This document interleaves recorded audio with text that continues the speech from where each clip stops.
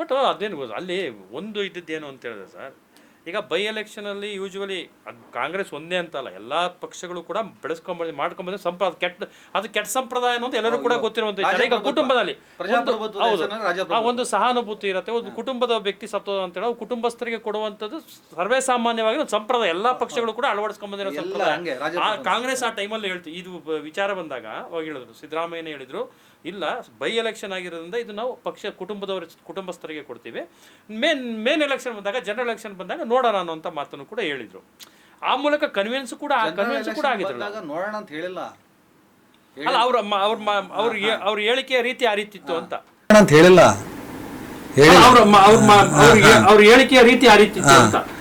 But ಏನು ಗೊತ್ತಾ, at least ನಂಬಿಕೆ ಇರಲಿಲ್ವಾ ಜನರಲ್ ಎಲೆಕ್ಷನ್ ಬಂದ್ರು ಕೊಡ್ತಿರಲ್ಲ ಅನ್ನೋ ಆ ನಂಬಿಕೆ ಮೈನಾರಿಟಿ ಹೊರಟೋಯ್ತು ಸರ್. ಯಾಕಂದ್ರೆ ಕಾಂಗ್ರೆಸ್ ನಾವು ಈ ಪ್ರಮಾಣದಲ್ಲಿ ಇವ್ರಿಗೆ ನಾವು ಓಟ್ ಹಾಕಿ ಇವ್ರು ನಮ್ಮನ್ನು ಬೆಂಬಲಿಸ್ತಿಲ್ವಲ್ಲ ಅಂತ ಒಂದು ಆಕ್ರೋಶ ಸರ್. ಅದು ಕಾಂಗ್ರೆಸ್ ದಾವಣಗೆರೆ ಕ್ಷೇತ್ರವನ್ನು ನೀವು ಸೀಮಿತವಾಗಿ ಇಟ್ಕೊಂಡು ನೋಡಿ ಇಲ್ಲ ಕಾಂಗ್ರೆಸ್, ಯಾಕಂದ್ರೆ ಆಕ್ಚುಲಿ ಒಂದು ಕಾಲದಲ್ಲಿ ಏನಿತ್ತು, JDS ಮುಸ್ಲಿಮರನ್ನ ಓಲೈಸಿದಷ್ಟು ಇನ್ನೊಂದು ಪಕ್ಷ ಓಲೈಸಲ್ಲ ಅನ್ನೋಂಥ ಪರಿಸ್ಥಿತಿ ಇತ್ತು. ಆದರೆ ಇವತ್ತಿನ ಸ್ಥಿತಿಯಲ್ಲಿ ಏನಿದೆ ಅಂತ ಹೇಳಿದ್ರೆ, ಕಾಂಗ್ರೆಸ್ ಮುಸ್ಲಿಮರಿಗೆ ಕೊಟ್ಟಷ್ಟು ಸವಲತ್ತುಗಳನ್ನ ಇವತ್ತು ಅಲ್ಪಸಂಖ್ಯಾತರ ಅಂತ ಹೇಳಿದ್ರೆ ಕೇವಲ ಮುಸ್ಲಿಮರ ಅನ್ನುವಂಥ ರೀತಿಯಲ್ಲೂ ಕೂಡ ಬಂದ್ಬಿಟ್ಟಿದೆ ಅನ್ನೋಂಥ ಒಂದು ಇದು ಅಭಿಪ್ರಾಯ, ಆ ರೀತಿಯಾದಂಥ ಅಭಿಪ್ರಾಯ ಇರುವಂಥ ಟೈಮಲ್ಲಿ ದಾವಣಗೆರೆ ಮುಸ್ಲಿಮರಿಗೆ ಇಷ್ಟು ಪ್ರಮಾಣದ ಸೌಕರ್ಯ ಸವಲತ್ತುಗಳನ್ನು ಕೊಟ್ಟ ಹೊರತಾಗಿ ಕೂಡ ದಾವಣಗೆರೆ ಬೈ ಎಲೆಕ್ಷನ್ ಒಂದನ್ನೇ ನೀವು ಸೀಮಿತವಾಗಿ ಇಟ್ಕೊಂಡು ನೀವು ರಿಸರ್ವೇಶನ್ ಬಂತು.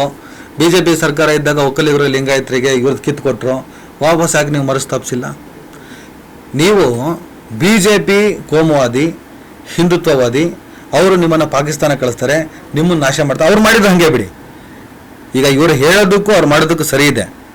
ಅವರಲ್ಲಿ ಕೋಮುವಾದ ಸತ್ತೋದ ದಿನ ಎಲ್ಲರೂ ಸತ್ತೋಗ್ತಾರೆ. ಇವರೆಲ್ಲರೂ ಬಿಜೆಪಿ ಏನಾದರೂ ಕೋಮುವಾದನ ಬಿಟ್ಟರೆ ಇವರೆಲ್ಲ ನಾಶ ಆಗ್ಬಿಡ್ತಾರೆ. ಅವರಲ್ಲಿ ಏನಾದರೂ ಇದು ಒಳ್ಳೆ ಚಾನ್ಸ್ ಅಂತ ಹೇಳ್ಬಿಟ್ಟು ಬದಲಾದರೆ ಅವ್ರಿಗೆ ಒಳ್ಳೇದಿದ್ದು, ಅದು ಬೇರೆ. ನೀವು ಬರೀ ಬಿಜೆಪಿ ಭೂತ ಗುಮ್ಮ ತೋರಿಸ್ಕೊಂಡು ನಿಮಗೆ ನಾವಿದ್ದೇವೆ, ರಂಜಾನ್ ಬಕ್ರೀದ್ ಬಂದರೆ ಟೋಪಿ ಹಾಕೊಂಡು ನಮಾಜು ಮಾಡುತ್ತೇವೆ, ಇಷ್ಟು ಸಮಾಧಾನ ಅಲ್ಲ, ತುಂಬ ಕೊಡಬೇಕಾಗಿತ್ತು, ಇನ್ನೂ ಕೊಟ್ಟಿಲ್ಲ. ನೀವು ಸ್ಥಾನಮಾನಗಳನ್ನು ಕೊಟ್ಟರೆ ಎಲ್ಲಿ ಕೊಟ್ಟಿದ್ರಿ, ಯಾರಿಗೆ ಕೊಟ್ರಿ? ನಿಮ್ಮ ಅನುಯಾಯಿಗಳೇ. ಯಾವೊಂದು ರಾಜಕೀಯ ಸಂಘಟಿತರಾಗಿರಲ್ಲ ಸರ್ ಮುಸ್ಲಿಂ, ನೀವು ಅವಕಾಶನ ಕೊಡ್ತಿಲ್ಲ. ನಿಮ್ಮಲ್ಲಿರುವಂತ ಮೇನ್ ಸ್ಟ್ರೀಮ್ ಲೀಡರ್ಗಳೇ ಬೆಳೆಯಕ್ಕೆ ಬಿಟ್ಟಿರಲ್ಲ, ಎರಡನೇ ಪಂಕ್ತಿ ಬಿಡಲ್ಲ. ಮನೆ ಗಿಡಿ ಎಲ್ಲ ಆಯ್ತು, ಅವರೇ ಬೇಕು, ಅವ್ರ ಮಗ ಬೇಕು, ಅವ್ರ ಮೊಮ್ಮಕ್ಕಳು ಬೇಕು, ಅಲ್ಲೂ ಅದೇ ಆಗ್ತಿರೋದು. ಮೈನಾರಿಟಿ ಲೀಡರ್ಗಳು ಯಾರು? ಅವರೆಲ್ಲ ಮೈನಾರಿಟಿ ಲೀಡರ್ ಅಂತ ಕರೀಬಾರ್ದು ಸರ್, ಮೈನಾರಿಟಿ ವ್ಯಕ್ತಿಗಳು. ಈ ಮುಸ್ಲಿಮರನ್ನ ಮೈನಾರಿಟೀಸ್ ಅನ್ನೋದು ಸರಿನಾ? ನೋಡಿ, ನಾನು ಯಾವಾಗಲೂ ಹೇಳ್ತಾ ಇರ್ತೀನಿ, ಆ ಥರದ ಬದಲಾವಣೆಗಳು ನಮ್ಮ ಕಾನ್ಸ್ಟಿಟ್ಯೂಷನ್ ಪ್ರಕಾರನೇ ನಡಿಬೇಕು. ಬಿಟ್ರೆ ನಾವು ಹೇಳಕ್ಕಾಗಲ್ಲ. ಇಡೀ ಜಗತ್ತಿನ ಎರಡನೇ ಅತ್ಯಂತ ದೊಡ್ಡ ಧರ್ಮ, ಮೊದಲ ಧರ್ಮ ಕ್ರೈಸ್ತ ಧರ್ಮ. ಇಡೀ ದೇಶದ ಎರಡನೇ ಅತ್ಯಂತ ದೊಡ್ಡ ಧರ್ಮ ಮುಸ್ಲಿಂ ಧರ್ಮ. ಇಡೀ ರಾಜ್ಯದ ಎರಡನೇ ಅತ್ಯಂತ ದೊಡ್ಡ ಧರ್ಮ, ಅತಿ ದೊಡ್ಡ ಸಂಖ್ಯೆ. ಪ್ರಪಂಚದಲ್ಲೂ ದೇಶದಲ್ಲೂ ರಾಜ್ಯದಲ್ಲೂ ಡಿಸ್ಟ್ರಿಕ್ಟ್ ತಗೊಂಡ್ರು ಕೂಡ ಎರಡನೇ ಅತ್ಯಂತ ದೊಡ್ಡ ಸಂಖ್ಯೆ. ಎಷ್ಟು ಕ್ಷೇತ್ರಗಳು ಡಿಸೈಡಿಂಗ್ ಇದೆ ಸರ್ ಮುಸ್ಲಿಂ ನಿಮಗಿರೋ ಮಾಹಿತಿ ಪ್ರಕಾರ? ನನಗೆ ನೋಡಿ, ಈಗ ಹೌದು ನಾವೀಗ ನೆಕ್ಸ್ಟ್ ಎಲೆಕ್ಷನ್ ಅಷ್ಟೊತ್ತಿಗೆ ಒಂದು 8-10 ಕ್ಷೇತ್ರ ಮುಸ್ಲಿಂ ಡಾಮಿನೇಟ್ ಇರುವಂಥ ಕ್ಷೇತ್ರದಲ್ಲಿ ಅವ್ರಿಗೆ ಟಿಕೆಟ್ ಕೊಡಿ ನೀವು ಅಂತ ಶುರು ಮಾಡ್ಬೇಕಂತ ಇದ್ದೀವಿ. ನಾವೆಲ್ಲ ಒಂಚೂರು ಕೆಲಸ ಮಾಡ್ತಾ ಇದ್ದೀವಿ. ಇದೆಲ್ಲ ನಾವು ಎಲ್ಲ ಕಡೆ ಚರ್ಚೆಗಳು ಮಾಡ್ತಾ ಇರೋದ್ರಿಂದ ನನ್ನ ಮಗನ್ನ ನಾವು ಕೇಳಬೇಕು. ಈಗ ಮುಸ್ಲಿಂ ಲೀಡರ್ ಹೊರಟಿದ್ದಾರೆ ಚಿಂತನ್, ರೌಫ್ ಚಿಂತನ್. ಈಗ ನಾನು ಹೇಳಿದ್ರೆ ನಾಳೆ ಬೆಳಗ್ಗೆ ರೌಫ್ ಚಿಂತನ್ ಆಗ್ಬೇಕು ಅಂತ ತೀರ್ಮಾನ ತಗೊಂಡ್ರೆ ನನಗೇನಾದ್ರೂ ವಿಪುಲವಾದಂತ ಅವಕಾಶಗಳು ಸಿಕ್ಕಿದ್ರೆ ನಂಗೆ ಅಲ್ಲೇ ಸಿಗುತ್ತೆ ಸರ್. ಯಾಕಂದ್ರೆ ಅದು ಗೊಂದಲ ಆಗತ್ತ. ರೌಫ್ ಚಿಂತನ್ ಅದು ಏನಾಗಲ್ಲ ಸರ್, ಅದು ಇಟ್ಕೋಬಹುದು. ಈ ನಾನು ರೌಫ್ ಚಿಂತನ್, ನಾನು ಮುಸ್ಲಿಂ ಅಂತ ಹೋಗ್ಬೋದು, ಅಲ್ಲಿ ಫಿಕ್ಸ್ ಆಗ್ತಾ ಹೋಗುತ್ತೆ ಒಂದು ತಲೆಯಲ್ಲಿ. ಒಂದು ಟ್ರೆಂಡ್ ಸ್ಟಾರ್ಟ್ ಆಗಿಬಿಡ್ಲಿ ಬಿಡಿ ಸರ್. ಅದು ಈಗ ರಾಚಿಂತನ್ ಅಂತ ನಾನು ಈಗ ಯೋಚನೆ ಮಾಡ್ತಾ ಇದ್ದೀನಿ, ನಾನು ರಾಚಿಂತನಾಗಿನೇ ಮುಂದುವರಿಬೇಕು ಅಂತ. ಈ ಸಂದರ್ಭದಲ್ಲಿ ನಾನು ನಾಳೆ ಬೆಳಗ್ಗೆಯಿಂದ ನಾನು ರೌಫ್ ಚಿಂತನ್ ಆಗಿ ನಮಾಜ್ ಮಾಡಿಕೊಂಡು ಪ್ರಾಕ್ಟೀಸ್ ಮಾಡಿ, ನನಗೆ ನನ್ನ ಬಿಲೀವ್ ಬೇರೆ, ನಮ್ಗೆ ಆಗಲೇ ಹೇಳ್ತೀನಿ. ಇಲ್ಲ, ನನಗೆ ನಾಳೆನೇ ಜ್ಞಾನೋದಯ ಆಯಿತು, ನನಗೆ ನಾಳೆ ನಮ್ಮದು ಆಫೀಸ್ ಮೇಲೆ ಏನೇನೋ ಬೇರೆ ಅಡ್ಡ ಮಾಡ್ಕೊಂಡಿದ್ದೀವಿ, ಅಲ್ಲೇನಾದರೂ ರಾತ್ರಿ ಹೊತ್ತು ಜ್ಞಾನೋದಯ ಏನಾದರೂ ಆಯಿತು ಅಂದರೆ ನಾನು ನನ್ನ ತೀರ್ಮಾನವನ್ನು ನಾಳಿದ್ದು ಬೆಳಗ್ಗೆ ತೊಗೊಂಡ್ಬಿಡ್ತೀನಿ. ನಾನು ಇಲ್ಲಿವರೆಗೆ ಮಾಡಿದ ತಪ್ಪಾಗಿದೆ, ನಾನು ಪಶ್ಚಾತ್ತಾಪ ಪಡ್ತೀನಿ, ಇನ್ನು ಮುಂದೆ ಇದು ಯಾವುದೂ ಬೇಡ, ನಾನಾಗಿನೇ ನನ್ನ ಹುಟ್ಟೇನಿದೆ ಹಾಗೆ ಬದುಕ್ತೀನಿ. ನನ್ನಲ್ಲೊಂದು ಪ್ರತಿಭೆ ಇದೆ, ನನ್ನೊಂದೊಂದಿಷ್ಟು ನೆರೆಟಿವ್ ಇದೆ, ನನ್ನ ಹತ್ರ ಒಂದಿಷ್ಟು ಸ್ಟ್ರಾಟಜಿ ಇದೆ, ನನ್ನಲ್ಲೂ ಕೂಡ ಟಾಲೆಂಟ್ ಇದೆ. ಈ ಟಾಲೆಂಟನ್ನು ನನ್ನ ಕಮ್ಯುನಿಟಿಗೋಸ್ಕರ, ನನ್ನ ಸಮುದಾಯಕ್ಕೋಸ್ಕರ ಅಥವಾ ಅಹಿಂದ ಅನ್ನೋ ಕಾನ್ಸೆಪ್ಟ್ ಬಗ್ಗೆ ಅತ್ಯಂತ ಆಸಕ್ತಿ ಇರೋದು ನಾನು. ಬರೀ ಮುಸ್ಲಿಂ ಅಂತಲ್ಲ, ಅಹಿಂದ, ರೌಫ್ ಚಿಂತನಾಗಿ ಅಹಿಂದವಾಗಿ ಬೆಳೆಯಕ್ಕೆ ನಂಗೆ ಇಷ್ಟ ಇದೆ. ನನ್ನ ಈಗಿನ ಆಸೆ, ನನ್ನ ಯೋಚನೆ. ರಾಚಿಂತನಾಗಿನೂ ಅಷ್ಟೇ, ರಾಚಿಂತನಾಗಿನೇ ನಾನು ಅಹಿಂದ ಅನ್ನೋ ಕಾನ್ಸೆಪ್ಟ್ ಮೇಲೆ ಬಹಳ ಆಸಕ್ತಿ ಇದೆ. ರೌಫ್ ಚಿಂತನಾಗಿನೂ ಅಹಿಂದವಾಗಿ ನಾನು ಹೋಗ್ಬೇಕಂತ ಆಸೆ ಇದೆ. ಅಹಿಂದ ಅನ್ನೋ ಕಾನ್ಸೆಪ್ಟನ್ನು ನಾವು ಸಕ್ಸಸ್ ಮಾಡಬೇಕಂದ್ರೆ ನನ್ನ ಗ್ರಿಪ್ ನನಗೆ ಅಲ್ಪಸಂಖ್ಯಾತ ವಲಯದಲ್ಲಿದ್ದರೆ ಆ ವಲಯದಲ್ಲಿ ನಾನು ಕೆಲಸ ಮಾಡೋಕ್ಕೆ ಸ್ಟಾರ್ಟ್ ಮಾಡ್ತೀನಿ. ಹಿಂದ ಅದನ್ನು ಮಾಡುವಂಥ ನಮ್ಮ ಆತ್ಮೀಯರು, ಸ್ನೇಹಿತರು, ಬಳಗ ಇದ್ದಾವೆ. ನಾವು ಅಹಿಂದ ಅನ್ನೋ ಶಕ್ತಿಯನ್ನು ನಾವು ಸ್ವಲ್ಪ ಗಟ್ಟಿ ಮಾಡೋಣ ಅಂತ. ಹಾಗಂತ ಮೇಲ್ಜಾತಿ ಮೇಲ್ವರ್ಗದ ವಿರೋಧಿಗಳಲ್ಲ. ನಾನು ಬಸವಣ್ಣ ನನಗೆ ಇಷ್ಟ ಅಂದ ಮೇಲೆ ನನ್ನ ಲಿಂಗಾಯತರನ್ನು ದೂರ ಇಡೋಕ್ಕಾಗತ್ತ? ಅವರು ಈ ಲಿಂಗಾಯತರನ್ನು ತಮ್ಮನ್ನು ತಾವು ಹಿಂದೂಗಳಂತ ಹೇಳ್ಕೊಳ್ಳೋದ್ರಂಥ ಸ್ಥಿತಿಯಲ್ಲಿ ನೀವು ಚಿಂತನ ನೀನು ಹಿಂದೂ ಹಿಂದೂ ಹಿಂದೂ ನಾನು ಹೇಳದ ಹಿಂದೂವನ್ನು, ಅಂಬೇಡ್ಕರ್ ಹೊರಟು ಹೋದ ಅಂತ ವಿಚಾರವನ್ನು ನನ್ನ ಮೇಲೆ ನೀವುಗಳು ಹೇಳಿದ್ರೆ ನಾನು ಒಪ್ಕೊಳ್ಳೋಕ್ಕೂ ನಾನು ರೆಡಿ ಇಲ್ಲ. ನಾನು ಹೇಳ್ತಾ ಇಲ್ಲ ನೀನು ಮುಸಲ್ಮಾನನ ಅಂತ ನನಗೆ ಕೇಳೋ ಪ್ರಶ್ನೆಗೆ ನನ್ನ ಉತ್ತರ ನಾನು ಹಿಂದೂ ಅಲ್ಲ. ಅದು ನಥಿಂಗ್ ಬಟ್ ಮುಸ್ಲಿಂ ಅನ್ನೋದು. ರೌಫ್ ಆಗಿ ಇದು ಮಾಡಿದ್ರೆ ಅಂತ ಹೇಳಿದ್ರೆ ರಾಚಿಂತ ನಿರಂತರ ರೌಫ್ ಆಗಿ ಏನಾದ್ರು ಇದು ಮಾಡಿದ್ರೆ ನಾಳೆಯಿಂದ ನಮಾಜು ಅವು ಇವೆಲ್ಲ ಶುರು, ಅವೆಲ್ಲ ನಮಾಜ್ ಗಿಮಾಜೆಲ್ಲ ಹಿಂದೆ ಮಾಡಿದ್ರ ಸರ್?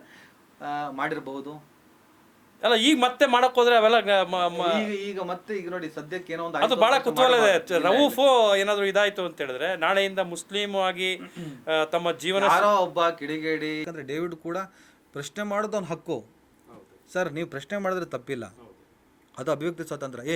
ನೀನು ಸಾರ್ವಜನಿಕ ಬದುಕಲಿದೆ ಕಣ, ನೀನು ಹೇಳ್ಬೋದು.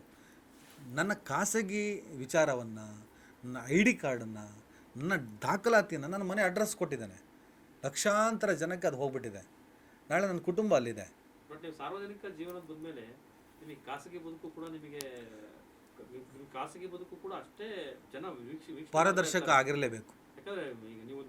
ಪಾರದರ್ಶಕ ಆಗಿರಬೇಕು. ನನಗೆ ಅದಕ್ಕೂ ನಾನು ಒಂದು 2-3 ಕಡೆ ಮಾತಾಡೇ ಇಲ್ಲ. ಅದಕ್ಕೆ ಇವತ್ತು ಕ್ಲಿಯರ್ ಮಾಡ್ತಿರೋದು ಅದೇ ರೀಸನ್ಗೆ. ಸಾರ್ವಜನಿಕ ಬದುಕಲ್ಲಿರಬೇಕಂದ್ರೆ ಒಂದು ಕ್ಲಾರಿಟಿ ಬೇಕೇ ಬೇಕು. ಜನರಿಗೆ ನಿನ್ನ ಬಗ್ಗೆ ಅರಿವಿರಬೇಕು. ಸರಿ ಇದೆ. ಅದು ನನಗೆ ಇಲ್ಲಿವರೆಗೆ ಅದು ಹೇಳಬೇಕು, ಅದು ನನ್ ಆಫ್ ದ ಬಿಸ್ನೆಸ್ ಅಂತ ನಾನು ಅನ್ಕೊಂಡಿದ್ದೆ. ಹಾಗಾಗಿ ನಾನು ಹೇಳಕ್ಕೆ ಶುರು ಮಾಡಿದ್ದೀನಿ. ಆದರೆ ನನ್ನ ತತ್ವ, ನನ್ನ ಆದರ್ಶ ಪಾರ್ಥಿಬನ್ ಮದ್ರಾಸ್ ಕೋರ್ಟಲ್ಲಿ ನಿಮ್ಗೆ ಗೊತ್ತಿದೆ. ಪಾರ್ಥಿಬನ್ ಹೋಗ್ಬಿಟ್ಟು ನನ್ನ ಜಾತಿ, ನನ್ನ ಧರ್ಮದಲ್ಲಿ ನನಗೆ ಐಡೆಂಟಿಟಿ ಬೇಡ ಅಂತೇಳಿ ಕೋರ್ಟಲ್ಲಿ ಗೆದ್ದು ಬಂದರು ಸರ್. ನನಗೆ ಈ ಜಾತಿ ಬೇಡ, ಈ ಧರ್ಮದ ಐಡೆಂಟಿಟಿ ಬೇಡ. ಕೋರ್ಟ್ ಅಷ್ಟು ಅಂತೂ ಆ್ಯಸ್ ಎ ನಮ್ಮ ಕಾನ್ಸ್ಟಿಟ್ಯೂಷನ್ ಇಡೀ ದೇಶದಲ್ಲಿ 2ನೇ ಪಾರ್ಥಿಬನ್ ಚಿಂತನೆ ಆಗ್ಲೂಬಹುದು. ನಾಳೆ ಗೊತ್ತಿಲ್ಲ, ಹೇಳಕ್ಕೆ ಸಾಧ್ಯನೇ ಇಲ್ಲ. ಮೇ ಬಿ ಆಗ್ಬಿಡ್ತಾನೆ. ಈಗ ನಾಳೆಯಿಂದ ರೌಫ್ ಆಗಿ ಇದು ಮಾಡಿದ್ರೆ ಅಂತ ಹೇಳಿದ್ರೆ ರಾಚಿಂತನ್ ನಿರಂತರ ರೌಫ್ ಆಗಿ ಏನಾದ್ರು ಇದು ಮಾಡಿದ್ರೆ ನನ್ನ ಐಡಿ ನಮಾಜ್ ಗಿಮಾಜೆಲ್ಲ ಹಿಂದೆ ಮಾಡಿರಬಹುದು. ಅಲ್ಲ, ಈಗ ಮತ್ತೆ ಮಾಡಕ್ ಹೋದ್ರೆ ಅವೆಲ್ಲ ಈಗ ಮತ್ತೆ ಈಗ ನೋಡಿ ಸದ್ಯಕ್ಕೆ ಏನೋ ಒಂದು ಆಯ್ತು ಅಂತ ಮಾಡಬಾರ್ದು. ಇಲ್ಲ ಏನಾದ್ರು ಇದಾಯ್ತು ಅಂತ ಹೇಳಿದ್ರೆ ನಾಳೆಯಿಂದ ಮುಸ್ಲಿಂ ಆಗಿ ತಮ್ಮ ಜೀವನ ಯಾರೋ ಒಬ್ಬ ಕಿಡಿಗೇಡಿ ಏನೋ ಹೇಳ್ದ ಅನ್ನೋ ಕಾರಣಕ್ಕೆ ನಾನು ನನ್ನ ಆಲೋಚನೆ ಚಿಂತನೆಗಳನ್ನು ಬದಲಾಯಿಸಲ್ಲ. ನನಗೆ ಏನಾದರೂ ಮಾಡಲೇಬೇಕು. ಬೋಧಿ ವೃಕ್ಷದ ಕೆಳಗೆ ಬುದ್ಧನಿಗೆ ಜ್ಞಾನೋದಯ ಆದಾಗೆ ನನಗೇನಾದರೂ ನನ್ನ ಅಡ್ಡದಲ್ಲಿ ನನಗೆ ಜ್ಞಾನೋದಯ ಆಯಿತು ಅಂದರೆ ನಾನು ನಾಳೆ ನಮಾಜ್ ಮಾಡಬೇಕಂತ ಖಂಡಿತ ಮಾಡ್ತೀನಿ ಸರ್. ಇಲ್ಲ, ನಾನು ಪೂಜೆನೇ ಮಾಡಬೇಕು ದೇವಸ್ಥಾನಕ್ಕೆ ಹೋಗಿ ಅಂತ ಅನ್ಸಿದ್ರೆ ಖಂಡಿತವಾಗ್ಲೂ ಪೂಜೆ ಮಾಡ್ತೀನಿ ಸರ್. ಆ ಶೇಪು, ಆ ಆಕೃತಿಗಳೆಲ್ಲ ಎಲ್ಲ ಮಾಡಿ ನನಗೆ ಗೊತ್ತಿಲ್ಲ ಸರ್, ನೆನಪಿಲ್ಲ. ಮಾಡಿದ್ದೀನಿ. ಬಟ್ ನಮಾಜ್ ಮಾಡ್ಬೇಕಾದ್ರೂ ಅದಕ್ಕೆ ಅದರದೇ ಆದಂಥ ಪದ್ಧತಿ ಅಲ್ಲ, ಎಲ್ಲದೂ ಇರ್ತವೆ ಸರ್. ನಾನು ಬದಲಾಯಿಸ್ಕೊಂಡು ಬಂದಿದ್ದು ನನ್ನ ಕಾವ್ಯನಾಮಗಳನ್ನು ಮಾತ್ರ, ನನ್ನ ಹೆಸರುಗಳನ್ನು ಮಾತ್ರ. ನನ್ನ ಜೀವನ ಪದ್ಧತಿ, ನನ್ನ ನಂಬಿಕೆ ನಿಮ್ಗೆ ಆಗಲೇ ಹೇಳಿದೆ. ಮೆಥಿಸ್ಟ್ ಅಂದ ಮೇಲೆ ಎಲ್ಲ ಬಂತು ಸರ್. ಎಲ್ಲ ನನಗೆ ದೇವರು ನನ್ನ ಈ ಕ್ಷಣದವರೆಗೂ ಇಲ್ಲಿವರು ನಾಳೆ ಗೊತ್ತಿಲ್ಲ, ಈ ಕ್ಷಣದವರೆಗೂ ನನ್ನ ಕಣ್ಣು ಮುಂದೆ ಒಂದು ದೇವರು ಅಥವಾ ದೆವ್ವ ಎರಡು ನಂಬಿಕೆ ಇಲ್ಲ ನನಗೆ. ಎರಡರಲ್ಲಿ ಒಂದು ನನಗೆ ಪ್ರತ್ಯಕ್ಷ ಆಯಿತು ಅಂದರೆ ಏನು ನನ್ನ ನಂಬಿಕೆ ಅದು. ನಾನು ತುಂಬ ಜಾಸ್ತಿ ಓದ್ಬಿಟ್ನೋ, ನಾನು ಓದಿದವರೇ ಅದ್ಭುತವಾಗಿದ್ದರು. ಧರ್ಮಗ್ರಂಥಗಳೆಲ್ಲ ಓದ್ದೆ. ಸಮಾಜವಾದ ನೀವು ತೀರ್ಥಹಳ್ಳಿಗೆ ಬಂದುಬಿಟ್ರೆ ನನ್ನ ಹತ್ರ ಒಂದು ಊರು 1000 ಜನ ಇರಲಿ. ಹೌದು, ಗೊತ್ತಲ್ಲ, ನಿಮಗೆ ಗೊತ್ತಲ್ಲ. ನಮ್ಮ ತೀರ್ಥಹಳ್ಳಿಯಲ್ಲಿ ನೀವು ಬಂದರೆ ನಿಮಗೂ ಗೊತ್ತಿರುತ್ತದು. ಸುಮ್ಮನೆ ಯಾವನೋ ಒಬ್ಬ ವ್ಯಕ್ತಿ ಹಿಂಗೆ ಕೈ ತೋರಿಸಿ ಅವನು ಕನಿಷ್ಠ ಒಂದು ಹನಿಗವನ ಬರೀತಾನೆ. ಪಕ್ಕ ಜೀವನಾನುಭವ ಅದು. ಆ ನೆಲನೇ ಹಾಗೆ ಸರ್, ಹೌದು ಸರ್. ಅಲ್ಲಿನ ಚಿಂತನೆನೇ ಆಗಿದೆ. ಕುವೆಂಪು ಅವರು ಒಕ್ಕಲಿಗರಾಗಿ ಹುಟ್ಟಿ ತಾನು ಒಕ್ಕಲಿಗ ಅಂತೇಳಿ ಹೇಳ್ಕೊಂಡ್ರು, ವಿಶ್ವಮಾನವ ಅಂದರು. ಒಕ್ಕಲಿಗ ಜಾತಿಯಲ್ಲಿ ಹುಟ್ಟಿ ನಾನು ಹಿಂದೂ ಅಲ್ಲ ಅಂದರು ಅವರು. ನಾನು ಹಿಂದೂ ಅಲ್ಲ, ನಾನು ಒಕ್ಕಲಿಗ ಅಲ್ಲ, ನಾನು ವಿಶ್ವಮಾನವ ಅಂದರು. ನಾನು ವಿಶ್ವಮಾನವ, ನನಗೆ ವಿಶ್ವಮಾನವ ತತ್ವ ಇಂಟ್ರೆಸ್ಟ್ ಇದೆ. ನಾನು ಹುಟ್ಟಿದ್ದು ನನ್ನ ಅಪ್ಲಿಕೇಶನ್ ಅಲ್ವೇ ಅಲ್ಲ, ಹುಟ್ಟಿಸಿದ್ದು ನನ್ನ ಅಪ್ಪ ಅಮ್ಮ, ಓದಿಸಿದ್ದು ನಮ್ಮ ಅಪ್ಪ ಅಮ್ಮ, ಬೆಳೆಸಿದ್ದು ನನ್ನ ಅಪ್ಪ ಅಮ್ಮ, ಬದುಕು ನಂದು. ಈ ಬದುಕು ಕಟ್ಕೊಂಡಿದ್ದು ನಾನು. ಇಲ್ಲಿ ಹೋರಾಟ ಮಾಡ್ತೀನೋ, ಒಳ್ಳೆ ಕೆಲಸ ಮಾಡ್ತೀನೋ, ಕೆಟ್ಟ ಕೆಲಸ ಮಾಡ್ತೀನೋ, ಅದು ನಂದು, ನನ್ನ ಫ್ಯಾಮಿಲಿದಲ್ಲ. ನನಗೆ ಹುಟ್ಟಿದ್ದು ನನ್ನ ಮಕ್ಕಳು ಅವ್ರದ್ದು ಅಪ್ಲಿಕೇಶನ್ ಅಲ್ಲ. ಹುಟ್ಟುತ್ತಾ ವಿಶ್ವಮಾನವರಾಗಿರ್ತೇವೆ, ಬೆಳೀತಾ ಬೆಳೀತಾ ನಾವು ಅಲ್ಪಮಾನವರಾಗ್ತೀವಿ. ಯಾವ ಥರ ಈ ಧರ್ಮ, ಈ ಜಾತಿ, ಈ ಶೋಷಣೆ, ಈ ವಿಚಾರ, ಕೆಟ್ಟ ವಿಚಾರ ಎಲ್ಲ ತುಂಬಿಸಿ ಏನೇನೋ ಚಿಂತನೆ. ದೇಶಕ್ಕೆ ಬೇಕಾಗಿರೋದು ಇವತ್ತು ರಾಚಿಂತನ್ ರೌಫ್ ಅನ್ನೋದಲ್ಲ ಸರ್. ಇವತ್ತು ಅರ್ಜೆಂಟಾಗಿ ನಮಗೆ ತುರ್ತಾಗಿ ಬೇಕಾಗಿರೋದು ಗ್ಯಾಸು, ತುರ್ತಾಗಿ ಬೇಕಾಗಿದೆ ನಮಗೆ. ಆದರೆ ನಮ್ಮ ಸ್ನೇಹಿತರು ಹೇಳ್ತಾರೆ, ಮನೇಲಿ ಗ್ಯಾಸ್ ಇಲ್ಲ ಮರ್ಯ, ತಲೆಲ್ಲ ಕೆಟ್ಟೋಗ್ಬಿಟ್ಟಿದೆ, ಈಗ ಮೊದಲೆಲ್ಲ ಬುಕ್ ಮಾಡಿದ್ರೆ 2 ದಿವಸಕ್ಕೆ ಬರ್ತಿತ್ತು, ಈಗ 15 ದಿವಸ ಆಗಿದೆ, ಗ್ಯಾಸ್ ಬೇರೆ ಖಾಲಿ ಆಗಿದೆ. ಹೌದಾ, ಮತ್ತೇನು ಮಾಡೋದು, ಏನು ಮಾಡೋದು ಗೊತ್ತಿಲ್ಲ. ಅವನು ಬೇರೆ ಒಂದು 2 IPL ಟಿಕೆಟ್ ಬೇರೆ ಹೇಳಿದ್ದೀನಿ, ಅದು ಸಿಗ್ತಾ ಇದೆ ಅಂತೆ ಸಂಜೆ ಅಂದ. ಸರ್, ಗ್ಯಾಸ್ ಸಿಗೋಲ್ಲ ಅನ್ನೋ ನೋವಿನಿಗಿಂತ IPL ಟಿಕೆಟ್ ಸಿಗುತ್ತೋ ಅನ್ನೋ ಸಂಭ್ರಮ ಜಾಸ್ತಿ ಇತ್ತು ಸರ್. ಈ ಜನರ ಮುಂದೆ ನಾನು ಚಿಂತನಲ್ಲ ರವೂಫ್ ಅಲ್ಲ ಚಿಂತನ್ ಅಂತ ಮಾತಾಡ್ತಾ ಕೂತಿದ್ದೀವಿ ನಾವು. ಆಮೇಲೆ ರಮೇಶ್ ಜಾರಕಿಹೊಳಿ ಪ್ರಕರಣ ಆಯಿತು, ಇಡೀ ಜಗತ್ತು ನೋಡ್ತು. ನಾನಲ್ಲ ಅಂತಾರೆ, ಕೇಸ್ ಆಯಿತು, ಅದು ಬೇಗ ಏನು ಬೇಕಾದ್ರೆ ಇರಲಿ. ಅದರ ನೆಕ್ಸ್ಟ್ ಚುನಾವಣೆಯಲ್ಲಿ ಅವರು 16,000 ಓಟ್ ಜಾಸ್ತಿ ತಗೊಂಡ್ರು ಸರ್. ಜಗತ್ತಿಗೆ ಜಾರಕಿಹೊಳಿ ಅವರ ಖಾಸಗಿ ವಿಚಾರ ಬೇಕಾಗಿಲ್ಲ, ಅದು ಅವ್ರ ಪ್ರೈವೇಟು ಯಾವನೊಬ್ಬ ದುರುದ್ದೇಶದಿಂದ ಮಾಡ್ದ ಅಂತಲೇ ಹೋಯ್ತದು. ಅವರು ಪ್ರೈವೇಸಿ ಅದು. ಯಾವಳ ರೆಕಾರ್ಡ್ ಮಾಡ್ತಾಳೆ ಅಂದರೆ ಅದು ತಪ್ಪೋದು. ನಂಬಿಕೆಯಿಂದ ಆಗೋ ಸಂಬಂಧಗಳದು. ಈಗ ನನಗೊಂದು ಹೆಣ್ಣಿನ ಮೇಲೆ ಆಸಕ್ತಿ ಇತ್ತು, ಅವಳಿಗೆ ಆಸಕ್ತಿ ಇತ್ತು ಅಂತ ಹೇಳ್ಬಿಟ್ಟು ನಾವು ಮೂಮೆಂಟ್ ಆದರೆ ಅವ್ಳು ರೆಕಾರ್ಡ್ ಮಾಡಿಬಿಟ್ಟು ಮಾಡಿದ್ರೆ ಅದು ಕ್ರೈಮ್ ತಾನೆ, ಅದು ಅಫೆನ್ಸ್ ಅಲ್ವಾ. ಅವರಿಬ್ಬರ ನಡುವೆ ಒಡಂಬಡಿಕೆ ಇದ್ದರೆ ಅದು ಅಫೆನ್ಸ್ ಆಗಲ್ಲ. ಅವನು ಬಲವಂತವಾಗಿ ಕೈ ಹಾಕಿದರೆ ಅದು ಕ್ರೈಮ್ ಆಗ್ತದೆ, ಅತ್ಯಾಚಾರ ಕೇಸ್ ಆಗ್ತದೆ. ಹಾಗಾಗಿ ಏನೇ ಇದ್ದರೂ ಜನ ಯೋಚನೆ ಮಾಡ್ತಾರೆ. ನಾನು ಈಗ ಹೇಳಿದ್ನಲ್ಲ, ಅದು ಯೋಚನೆ ಮಾಡಿದ್ರು 16,000 ಓಟ್ ಜಾಸ್ತಿ ಕೊಟ್ಟರು. This is the true. ಚಿಂತನ ರೌಫ್ ಆಗಿ, ಅದು ರೌಫ್ ಚಿಂತನಾಗಿ ಏನು ಮಾಡಿದಾನೆ ಸೊಸೈಟಿ. ನಿನ್ನ ಕತೆ ನೀನು 1000 ಹೇಳ್ಬೋದು. ಸಿದ್ದರಾಮುಲ್ಲಾ ಖಾನ್ ಅಂತ ಹೇಳ್ತಾರೆ. ಸಿದ್ದರಾಮುಲ್ಲಾ ಖಾನ, ರಾಹುಲ್ ಗಾಂಧಿ, ನೆಹರು, ಯಾರು ಮೋತಿಲಾಲ್ ನೆಹರುನ ಏನೋ ಹೆಸರು ಸರ್ ಅದು. ಎಲ್ಲರೂ ಇವ್ರೇನು ಮಾಡ್ತಾರೆ, ಎಲ್ಲರನ್ನು ಸಾಬ್ರು ಮಾಡ್ಕೊಂಬರೋದು. ಯಾಕಂದರೆ ಇವ್ರಿಗೆ victim card easy. Minority Muslims, ಮೈನಾರಿಟಿಯಲ್ಲಿ ಬರೀ ಮುಸ್ಲಿಮ್ ಕನ್ಸಿಡರ್ ಆಗ್ತಾರೆ ಯಾಕಂದರೆ ಸಂಖ್ಯೆ ದೊಡ್ಡದಿದೆ. ಕ್ರಿಶ್ಚಿಯನ್ಸ್ ಎಲ್ಲೂ ಬರಲ್ಲ, ಅವ್ರ ಕ್ರಾಂತಿಗಳು ಬೇರೆ ಇದೆ. ಶೈಕ್ಷಣಿಕ ಕ್ರಾಂತಿ, ಆರೋಗ್ಯ ಕ್ರಾಂತಿ, ಅದ್ಭುತ ಸೇವೆ ಅವ್ರದ್ದು ಬಿಡಿ. ಅವರು ತಮ್ಮ ಪಾಡಿಗಿದ್ದಾರೆ. ಇವ್ರಿಗೆಲ್ಲವನ್ನು ಮುಗಿಸಿದ್ರೆ ಲಾಸ್ಟಿಗೆ ಅವ್ರಿಗೆ ಕೈ ಹಾಕೋದು ಸರ್. 100%. ಮುಸ್ಲಿಮ್ಸ್ ನಾವು ಅದಕ್ಕೆ ಏನು ಹೇಳ್ತಾರೆ, ಈ ಥರದ್ದು ಒಂದು ನಡೀತಿರ್ಬೇಕಾದ್ರೆ ನಾವು ಯೂನಿಟಿ ಆಗಬೇಕು ಅಂತೇಳಿ. ಇವತ್ತು ಸೆಕ್ಯುಲರ್ ಶಕ್ತಿಗಳಿರೋದು ಯಾರು? ಹಿಂದೂ ಅಂತಾರಲ್ಲ ಅವರೇ. ಗೌರಿನ ಯಾಕೆ ಹೊಡೆದ್ರಿ? ಗೌರಿ ಮುಸ್ಲಿಮಾ?